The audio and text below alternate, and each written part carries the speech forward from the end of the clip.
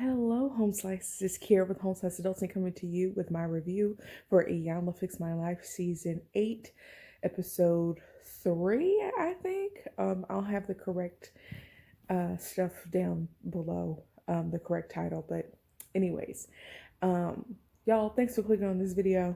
I've had a kind of busy week this week, and that's why I'm about a day late with my review, but whatever. Also, I didn't take any notes, so I'm going completely off the top of the dome, which is the wrong time to go off the top of the dome because this was like a double feature type of situation where we had 2 hours worth of Iyanla Fix My Life. So hopefully my memory doesn't fail me. I just watched it, so it is fresh in my mind. So I'm hoping to keep this video short, and I always say that, and it never is. So let's just go ahead and get into it. So this particular episode is basically a part 2 to a season 7 episode where we have a family who ended up, what was a husband who ended up going viral on the internet because he made a video about how, how he prioritizes taking care of his family and how his wife doesn't have to worry about anything. And come to find out,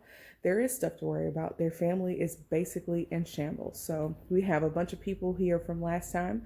The twins, I think it was Janae and Shanae, didn't show up this time, which is fine with me. I found them to be a little toxic, okay? Personally, I felt like their willingness was pretty low. They had issues with their sister Ashley, and Ashley basically kind of put them in their place and was like, neither one of y'all don't do nothing. So Ashley was kind of bullying the twins, and the twins were kind of taking it. So, there's only so much work people can do, and the twins ended up not showing up for whatever reason. And personally, I think it was for the best, but whatever. Moving on. Y'all, I like Ashley, not because she bullied the twins or anything, but there's something about her spirit that felt more willing than her other siblings, especially this time around. So anyways, so we have Iyanla sitting down with the family, showing them a broken heart with different pieces. A bunch of different pieces up there, one piece for each family, and on the back of each piece is showing things that they, said about themselves last time, or kind of these titles that they're holding, like spoiled princess or broken prince, or things along those lines. And so this particular episode focused a lot more on Miss Dorothy, who is the queen mother of the group, who is actually Marc Sr.'s mother. And a big part of what is happening in this episode is figuring out and making the connection between the breakdown that Marc Sr. has experienced between his mother and his wife Jamil. And this is something that, as far as what I see, a lot of single parents do. I actually have a family member who I feel like is in a similar situation where they have a son, and the son becomes more like their husband figure than their son. And it's this weird, like, inappropriate relationship where things get challenging when another person comes into the mix. So that's clearly the case here. We have Miss Dorothy, who is a single mother. Marc's father is not around. Marc gets the impression that he has to be the man of the house, and Dorothy allows him to think that. And she doesn't do that thing that the black moms on the Tyler Perry films do, where they're like, baby, you don't got to worry about that. You don't have to go out there and hustle for me. We gonna make it anyway. I'm gonna make it happen because I'm a strong black woman, and that's what we do. She didn't do that. Dorothy was like, oh, you selling weed so that we can pay the rent? Cool. Make sure it's here by the 5th. Or Or I'm not saying that she actually said that, but it was more like, "Oh, you're don't. Where'd you get the money? Don't tell me where you got the money, but I'll take it." Like it didn't sound like she was. I don't want to accuse her of encouraging her son to live the lifestyle of a drug dealer, but it wasn't like she was going out of her way to stop him. And that's kind of the point that Iyanla was making. So there was an issue there. So he experienced this pressure to be the man of the house. And for him, what being the man of the house was figuring out how to provide. And not only did Dorothy think of Marc as her husband, Marc, in a certain way, thought of his mom as his wife. And he's out there compromising his integrity. He's out there compromising his character and his values and doing things that are illegal and that are morally wrong to make sure that his mother is taken care of.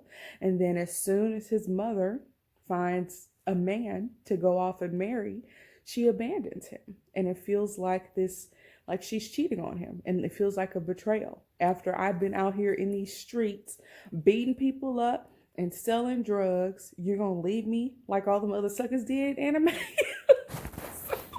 So he wasn't happy about that. And the shoe was on the other foot when he brings Jamil home and says, "I'm getting ready to marry her." And she breaks down crying. And I don't know what the timeline is, but Dorothy was probably in a relationship or married by the time that Jamil came into the picture. I don't know what's making me think that that's the timeline. But Jamil said that Miss Dorothy told her, like on her wedding day or something like that, if I'm remembering correctly, or the day after she got married or whatever, that if Marc was not her son, that she would marry him. What kind of Oedipus Rex BS is that? What is this? What is that? What the heck? What the heck is that even? What the heck? Who says that? Who says that? That is so weird. Later on, Miss Dorothy when she starts to talk and have a real conversation with her son/husband, she starts to talk. She starts to say that you adored me and you put me on a pedestal. And I think that level of respect and adoration and the amount of hustle that he had inside of him to go up and provide for their family was basically him treating her the way she felt that she should have been treated romantically, instead of being beaten and verbally abused, like Marc said she was, by the men who came into her life. So basically she was like trying to raise a husband, but I don't know if she actually raised him. She kind of just left him to his own devices, didn't stop him from doing things wrong out in the streets. He ended up going to jail. I mean, it just sounded like a lot of passive parenting.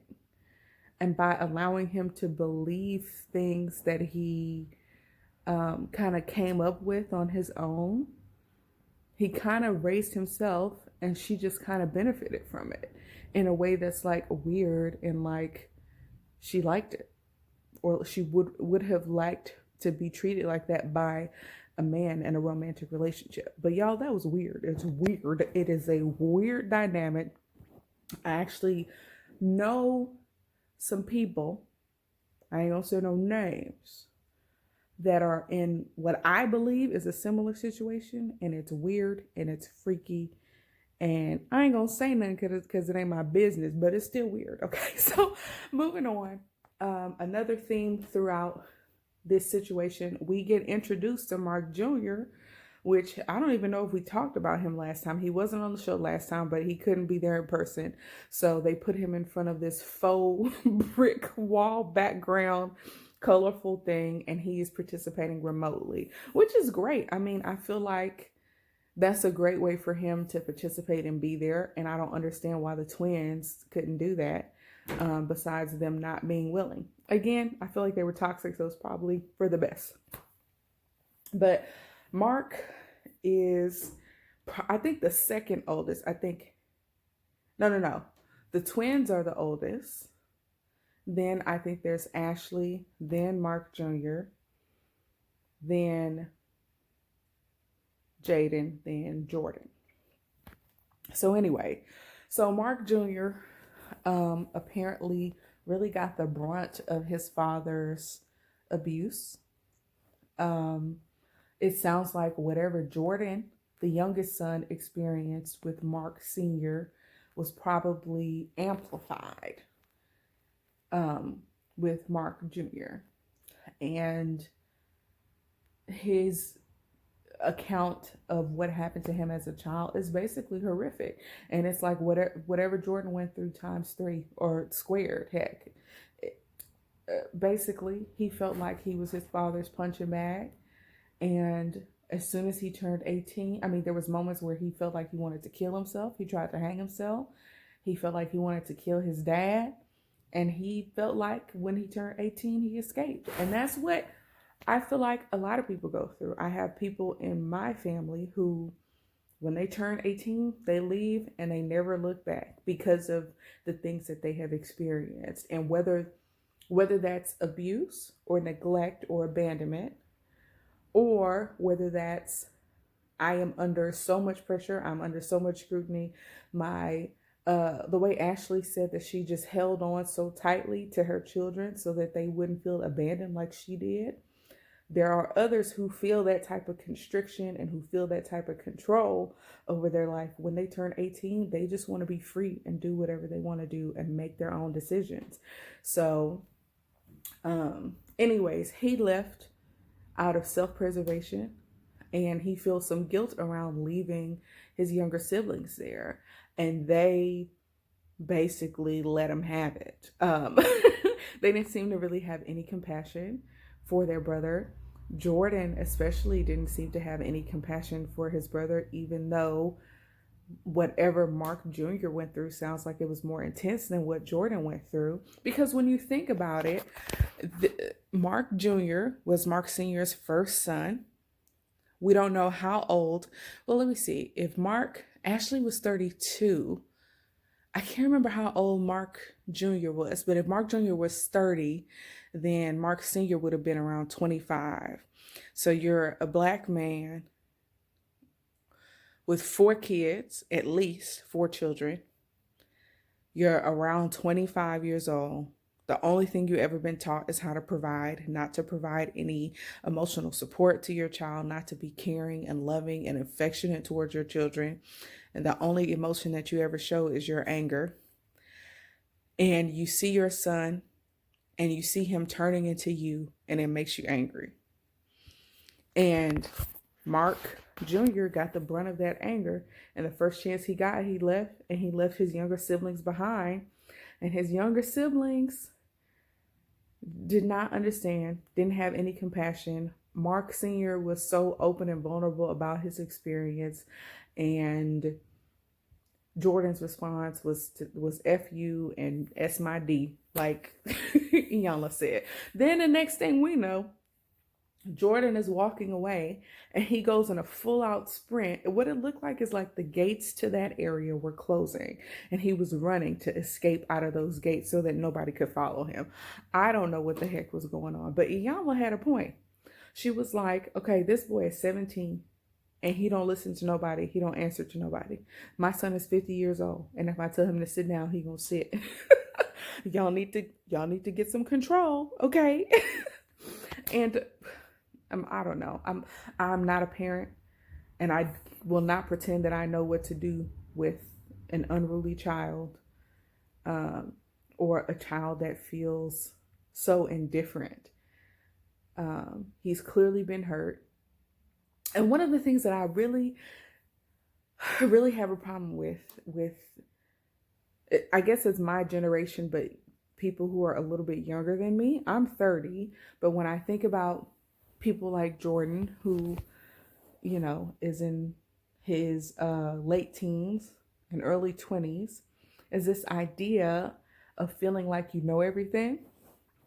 And to be honest, you know what? That's not even a generational thing. That's everybody goes through that phase of when you're transitioning from childhood into adulthood, and you don't want anybody telling you anything, and you feel like you know what's best.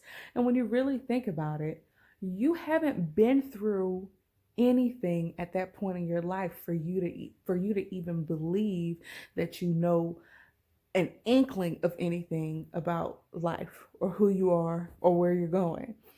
And he's just at this point where he needs to figure it out, because soon enough he's going to be off on his own, and he's going to be in the same situations that his father was in, and it will likely turn out worse for him. So I hope he kind of gets himself together. We see, y'all, I think this might be the last thing I talk about. Y'all, they did that baking ceremony. Somebody need to heat up an oven and bake me, okay? That baking ceremony was so beautiful.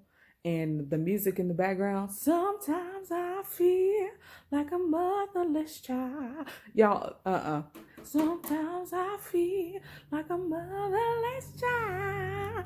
Y'all, that I was crying. I was crying up in here. That baking ceremony looked so. I don't know what it is about Iyanla and her ceremonies and her Yoruba, Queen Mother, Mother Earth ceremonies. Wrapping yourself up in the bed sheets. Everybody put on, wash your feet and put on clean socks and put your feet up against her, and we're gonna bake her in the oven. And when she come out, she gonna be yeasty. I don't know if that was a joke.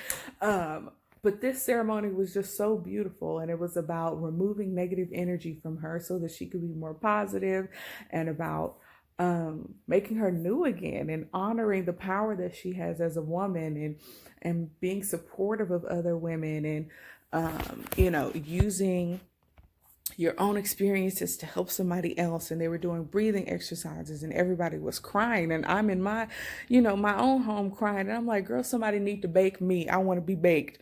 Okay.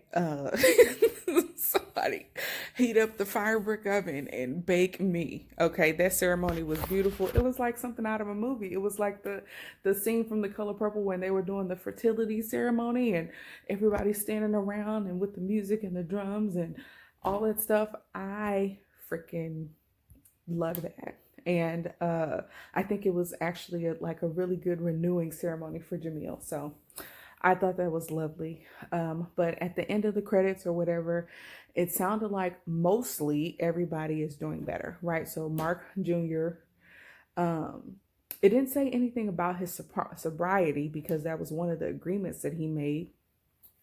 But everybody seemed to be doing a little better. We had Ashley, who was using some of the tools that she had gotten to help her with her daughter. She was having some trouble with her 16-year-old daughter who tried to run away. And basically because she felt abandoned as a child, she had the opposite reaction and just was holding her kids so close to her that at least the oldest one, from my understanding, is that they felt smothered. And I have a similar experience to Ashley's daughter, so I get it. So they're working on their relationship. And then they said Jordan and Jaden have the best relationship that they've had in a while. So that's good to hear that he's at least has some type of support system within his family. The one disappointing thing that came across in the final credits was that old girl, Dorothy, the old dog, could not be taught new tricks.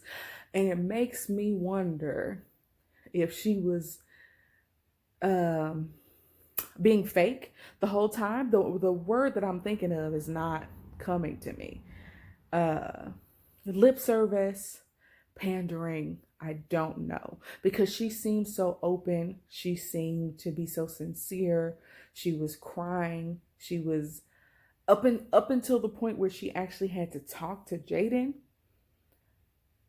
about what she said the last time they were on the Iyanla Fix My Life. She seemed to be open and honest and authentic. She talked about being jealous of Jamil. She talked about being not being the mother that he needed her to be, and for being more like his wife than his mother. She apologized for saying the things that she said about her granddaughter, but when it came time for her to tell her granddaughter to her face, it became like the devil made me do it. And it's like, girl, don't blame it on the devil. We just heard you talk about this and how it felt like some of the sincerity was removed. And either Miss Dorothy was faking or she was caught up in the moment. But Miss Dorothy and Jalen not getting along. Miss Dorothy and Jamil not getting along. So it takes a lot for a 73-year-old person to get rid of some of their old stuff and do something new. So Iyanla tried, but Miss Dorothy wasn't willing apparently. So that's all I got for y'all. That was my review of Iyanla Fix My Life, featuring this family who is so broken, baby. I'm so happy to hear that they are all doing better, and I pray that their family continues to do better. And a lot of this is lessons for me too, things that I took from it, and feeling like I can do things different, feeling like I can be different, feeling like I can break cycles as I already have in my own family. It was just very encouraging to see that no matter how bad things are, you can begin to find a way back. So I think that was my big takeaway. But thanks so much for watching. Don't forget to like, comment, subscribe, and share. And peace out, home slices.